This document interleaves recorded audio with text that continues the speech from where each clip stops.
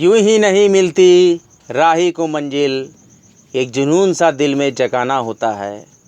पूछा चिड़िया से कैसे बना आशियाना, बोली भरनी पड़ती है उड़ान, बार बार तिनका तिनका उठाना होता है। Hello guys, welcome on my YouTube channel Compteria. In the previous lecture of Paryavaran, Ecology and Biodiversity, we discuss about desert ecosystem and other important topics. Now in today's lecture, we discuss about coral reef ecosystem. मूंग या प्रवाल, मूंगा या प्रवाल या इसको बोलते हैं coral, Coelenterata संघ का एक समुद्री जीव है जो उष्णकटिबंधीय महासागरों में पाया जाता है। यह अपना निर्वाह चूने पर करता है।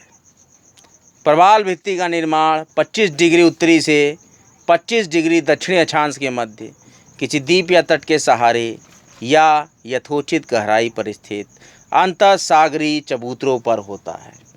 प्रवाल वस्तुतः जूजेंथले नामक एक कोशिकीय शैवाल के साथ सहजीविता में रहता है। ZOOXANTHELLAE जूजेंथल नामक एक कोशिकीय शैवाल के साथ सहजीविता में रहता है, सिम्बायोटिक में रहता है और शैवाल कोरल के ऊपर होते हैं क्योंकि प्रकाश संश्लेषण की क्रिया के लिए इन्हें सौर प्रकाश की प्राप्ति होती रहे। प्रवाल में रंग जैजोंथले शैवाल के कारण होता है। प्रवाल सफ़ेद होते हैं और शैवाल प्रकाश संश्लेषण की क्रिया द्वारा प्रवाल को ऑक्सीजन, एक आकर्षक रंग और कार्बनिक पदार्थ प्रदान करते हैं। कार्बनिक पदार्थों का संश्लेषण कैल्शियम कार्बोनेट में करके प्रवाल अपने कंकाल का निर्माण करते रहते हैं और प्रवाल शैवाल को सुरक्षित आवास के साथ साथ प्रकाश संश्लेषण की क्रिया के लिए आवश्यक पदार्थ भी उपलब्ध कराते हैं। प्रवालों की 10 लाख से ज़्यादा प्रजातियां पाई जाती हैं और प्रवाल की जैव विविधता और पारिस्थितिकी उत्पादकता अत्यधिक होने के कारण ही इन्हें समुद्री वर्षा वन, rain forest of the oceans कहा जाता है। प्रवाल बहुत गहरे जलीय भागों में नहीं पाए जाते हैं। ये प्रायः गर्म और स्वच्छ समुद्री जल में पाए जाते हैं। अत्यधिक गर्म या ठंडा जल और अधिक लवण युक्त जल प्रवाहों के लिए प्रतिकूल होता है। और प्रवाल भित्ति के निर्माण की अगर चर्चा करें तो प्रवाल भित्ति का निर्माण सूक्ष्म जीव और कोरल पॉलिप द्वारा होता है। प्रवाल के मृत हो जाने पर उनके अस्थिपंजरों के समेकन और संयोजन से प्रवाल भित्ति का निर्माण होता है। जब भी कोई प्रवाल मर जाता है तो दूसरा प्रवाल इसी मृत प्रवाल के ऊपर कड़ी के रूप में विकसित हो जाता है। इसी प्रक्रिया के परिणाम स्वरूप प्रवाल भित्तियों का निर्माण होता है। अब प्रवाल मुलायम और कठोर दोनों प्रकार के होते हैं। केवल कठोर प्रवाल ही प्रवाल भित्ति का निर्माण करते हैं। और अगर हम जान जाएं कि प्रवाल भित्ति के प्रकार क्या होते हैं तो इसकी चर्चा मैं आपसे करता हूं। फर्स्ट जो है रचना के आधार पर प्रवाल भित्ति जो होती है, इन द 3 टाइप्स ऑफ प्रवाल भित्ति, that is reef, then fringing reef, तटीय प्रवाल भित्ति। इनका विकास महाद्वीप या द्वीप के किनारे होता है जैसे कि मन्नार की खाड़ी में। और सेकंड है बैरियर रीफ। इनका विकास तट के समानांतर, तट या द्वीप से कुछ दूर हटकर होता है। ये सभी प्रकार की प्रवाल भित्तियों में सबसे अधिक विशाल, सबसे अधिक चौड़ी और ऊंची होती है, जैसे कि ग्रेट बैरियर रीफ जो कि उत्तरी पूर्वी ऑस्ट्रेलिया में पाई जाती है। और विश्व की सबसे बड़ी प्रवाल भित्ति, बहुत ही इंपॉर्टेंट क्वेश्चन है यूपीपीसीएस के लिए, विश्व की सबसे बड़ी प्रवाल भित्ति ग्रेट बैरियर रीफ उत्तर पूर्वी ऑस्ट्रेलिया में पाई जाती है। Now the coral ring or atoll. प्रवाल वलय या एटॉल क्या होता है? कोरल रिंग और एटॉल ये किसी द्वीप या जलमग्न पठारों के चारों ओर अंडाकार रूप में पाए जाते हैं। इनकी आकृति घोड़े की नाल या अंगूठी के समान होती है और ये लक्षद्वीप के समूह के एटाल जैसे आप उदाहरण समझ सकते हैं कि लक्षद्वीप समूह के एटाल इसके बहुत ही महत्वपूर्ण उदाहरण हो सकते हैं। इसी प्रकार से सबसे ज़्यादा एटाल एंटीलीज सागर में पाए जाते हैं। ध्यान दीजिएगा, सबसे ज़्यादा एटॉल एंटीलीज सागर में पाए जाते हैं।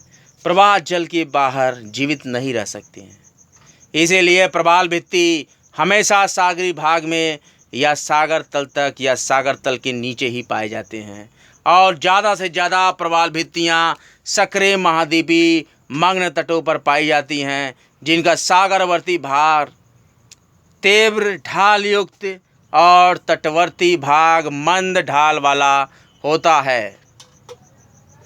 क्योंकि तट के सहारे प्रवालों की पहले लंबाई और फिर चौड़ाई में वृद्धि होती है। अब हम बहुत ही इंपॉर्टेंट टॉपिक डिस्कस करने जा रहे हैं। ग्रेट बैरियर रीफ उत्तर पूर्वी ऑस्ट्रेलिया के क्वींसलैंड तट के साथ साथ समुद्र में एक प्रवाल भित्ति जो कि मूंगे की चट्टानों की बहुत बड़ी दीवार है, इसे ग्रेट बैरियर रीफ कहा जाता है।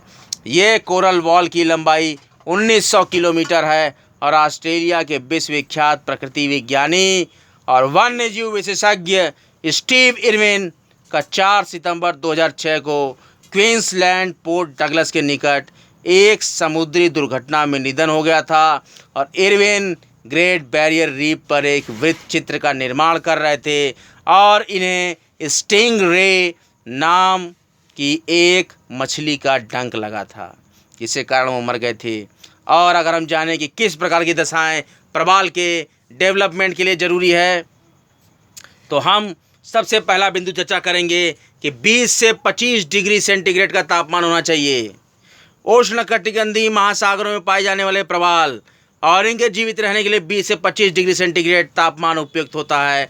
और इसके साथ ही साथ अधिक गहराई पर सूर्य प्रकाश और ऑक्सीजन का अभाव होता है, इसलिए कम गहराई पे ये होते हैं। और अवसाद रहित जल की बात करें तो प्रवालों के विकास के लिए जल का अवसाद रहित होना आवश्यक है। अवसादों के कारण प्रवाल का मुख बंद हो जाता है और वे मर जाते हैं। सामान्य सागरी लवणता 27 से 30 डिग्री सेंटीग्रेड, क्योंकि अत्यधिक सागरी लवणता प्रवाल के विकास के लिए हानिकारक होता है। अंतः सागरी चबूतरों की उपस्थिति और मानवीय हस्तक्षेप से मुक्त क्षेत्र प्रवाल के विकास में सबसे ज़्यादा रिटार्ड करने वाले जो फैक्टर्स हैं, बाधक तत्व होते हैं, वह पूर्ण स्वच्छ जल, प्रदूषण युक्त क्षेत्र, अधिक सामुद्रिक गहराई, अत्यधिक लवणता और ज़्यादा अवसाद जैसे कि मुखबंद या मृत्यु। ज़्यादा गहराई जैसे कि प्रकाश और ऑक्सीजन का अभाव और मृत जैसी कंडीशन हो। तो प्रवाल उष्णकटिबंधीय में कर्क और मकर रेखाओं के सहारे महाद्वीपों के पूरब में स्थित समुद्र में मिलते हैं, क्योंकि इस क्षेत्र में उष्णकटिबंधीय चक्रवातों द्वारा वर्षा से प्राप्त शुद्ध जल की मात्रा होती है। ये महाद्वीपों के पश्चिमी तट के सहारे नहीं मिलते, क्योंकि इस क्षेत्र में शीतल जलधाराएं चलती हैं, और जैसे कि कैलिफोर्निया में, बेंगुला में और पश्चिमी ऑस्ट्रेलियाई जलधाराओं में। भारत में प्रवाल भित्तियाँ बंगाली खाड़ी और अरब सागर में पाए जाते हैं। भारत के पश्चिम में प्रवालों के मिलने के कारण है कि यहाँ शीतल जलधारा का अभाव है। अब भारत सरकार ने प्रवाल संरक्षण के लिए 4 क्षेत्रों का प्रबंधन किया है, जिसमें अगर मैं प्रवाल भित्ति स्थल की बात करूं और किस राज्य या यूटी में वो लाई करता है, तो कच्छ की खाड़ी गुजरात में, मन्नार की खाड़ी तमिलनाडु, अंडमान निकोबार द्वीप समूह अंडमान निकोबार और लक्षद्वीप प्रवाल भित्ति लक्षद्वीप में प्राप्त होती है। भारतीय समुद्र में अंडमान निकोबार द्वीप समूह प्रवाल विविधता में सबसे ज़्यादा संपन्न स्थान है।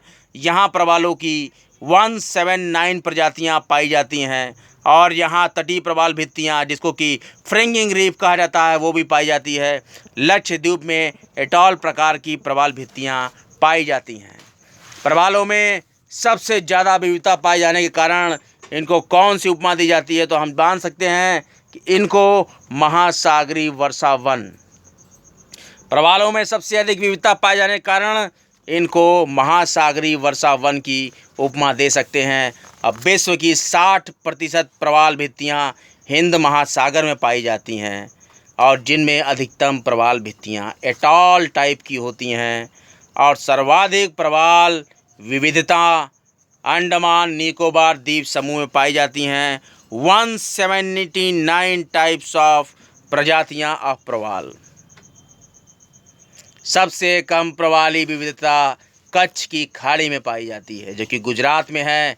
और भारत में प्रवालों के संरक्षण के लिए पोर्ट ब्लेयर में national coral reef research centre खोला गया है। बहुत इंपॉर्टेंट क्वेश्चन यूपीपीएससी-आरओ और यूपीपीसीएस के लिए भारत में प्रवालों के संरक्षण के लिए पोर्ट ब्लेयर में national coral reef research centre खोला गया है। आज का लेक्चर यहीं तक। आज मैंने इन्वायरमेंट इकोलॉजी एंड बायोडाइवर्सिटी के बहुत ही इंपॉर्टेंट लेक्चर्स में आपको बताया है फ्रिंगिंग रीफ, और उसके साथ साथ मैंने आपको एटॉल के बारे में बताया, और इसके साथ ही साथ मैंने बहुत ही इंपॉर्टेंट टॉपिक आपके साथ डिस्कस किया है ग्रेट बैरियर रीफ, और इसके साथ ही साथ कोरल रीफ इकोसिस्टम।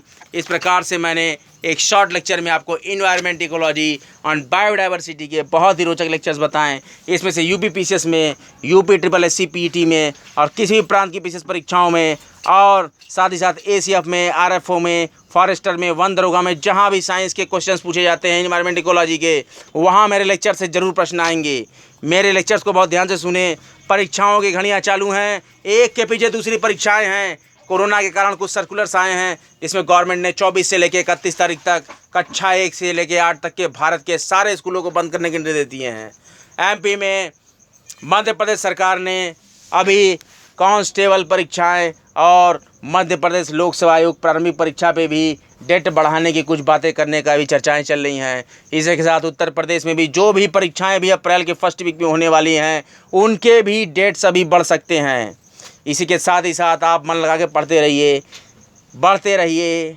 कॉम्टेरिया का उद्देश्य है सभी पढ़ें, सभी बढ़ें। तो पढ़ते रहिए और बढ़ते रहिए। मेरे चैनल को लाइक करिए, सब्सक्राइब करिए, बेल आइकन को ज़रूर प्रेस कर दीजिए। बेल आइकन को प्रेस करने से फ़ायदा होगा, जब मैं अपने लेक्चर्स अपलोड करूँगा शॉर्ट नोटिफिकेशन आपके मोबाइल स्क्रीन पे जाएगी, जिससे डायरेक्ट आप उसको क्लिक करके सीधे मेरे लेक्चर्स पे जाके उसका लाभ ले सकते हैं। कोई भी लक्ष्य मनुष्य के साहस से बड़ा नहीं, हारा वही जो जम कर लड़ा नहीं। कॉम्टेरिया सभी पढ़ें, सभी बढ़ें। धन्यवाद।